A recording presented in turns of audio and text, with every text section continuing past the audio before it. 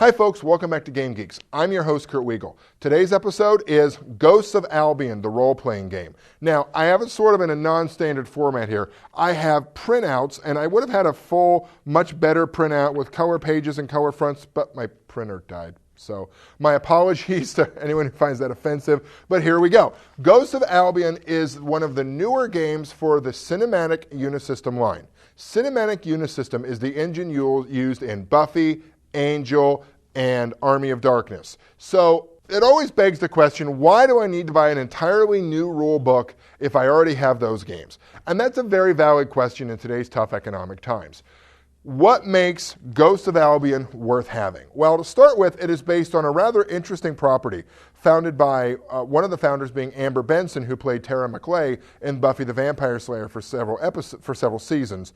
It is essentially a Victorian fantasy horror storyline game of two people who are the protectors of England, or Albion, and they're very strong wizards, magicians, and they sort of have to deal with supernatural threats to England.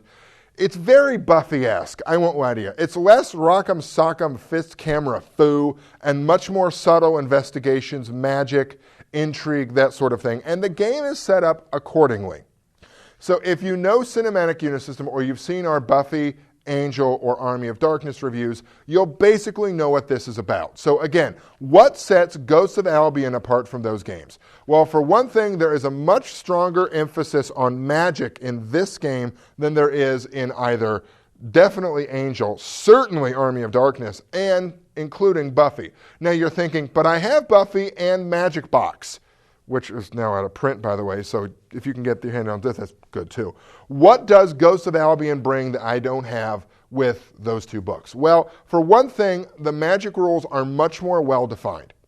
And it sort of gives you an ability to put a spin on your magic if you make a particularly good roll, either by the expenditure of a drama point or if you just roll really well. These are called flourishes, and they can do everything from give you an extra target, make the spell last longer, do extra damage, depending on the nature of the spell.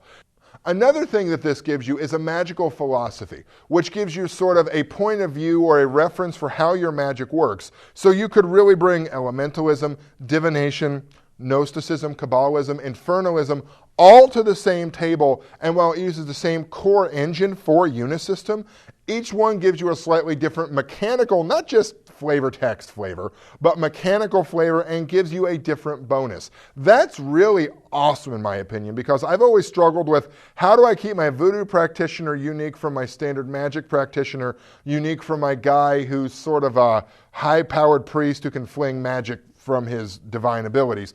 That gives it to you here. The other thing that just rocks on toast, in my opinion, in this game is the fact that it gives you a whole bunch of new supernatural powers to fuel your supernatural character types. For example, one of the assumptions in here is that it brings vampires, fairy, and ghosts to the table. Now, vampires, okay, done to death in Buffy and Angel.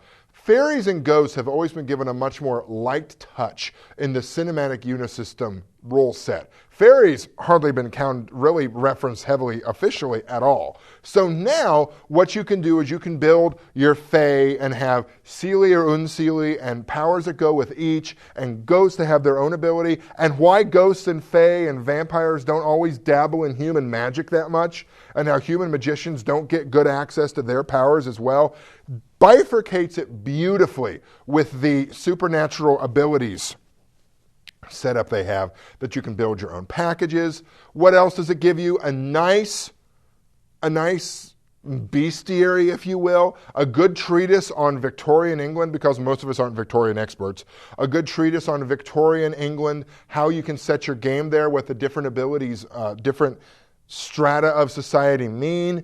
Also, it renames some of the standard skills you see in Unisystem. For example, it's no longer called Getting Medieval, it's now Armed Mayhem.